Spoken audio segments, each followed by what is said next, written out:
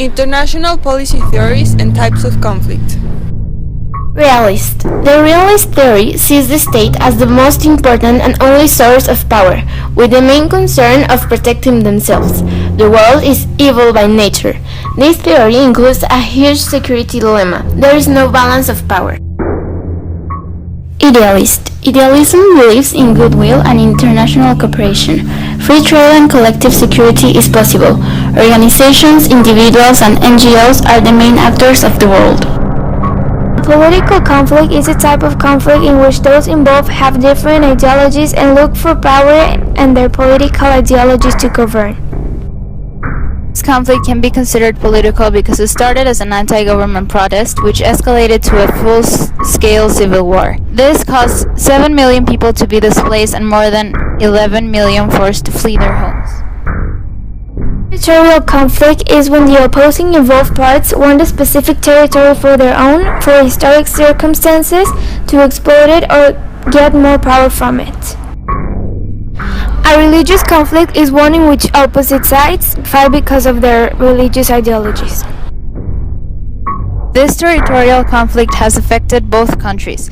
Basically, both countries are fighting for an area. The ownership of this zone can be debated, but this issue has harmed both their populations and should be addressed.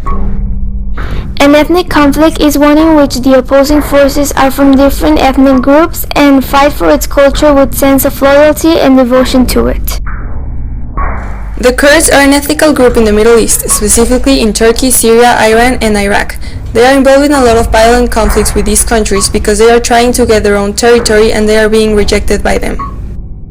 Nationalism is a feeling that people have of loyalty, devotion, and proud to their country or nation, exalting it above all others and placing primary emphasis and promotion on its culture. Crimea is going through a lot of problems because its citizens are divided by the ones who want to go back to being a part of Russia and the ones that want to remain with Ukraine. This has led to a lot of violence and disputes in the region.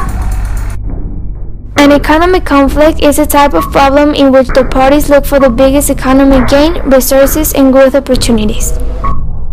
The conflict in Sudan was a matter of economics. Knowing that there was oil in that area, the government had to get rid of the people in order to take advantage of those resources. More than 7 million people were displaced in Darfur and they still rely on other governments for shelter, still being in their search for identity and justice.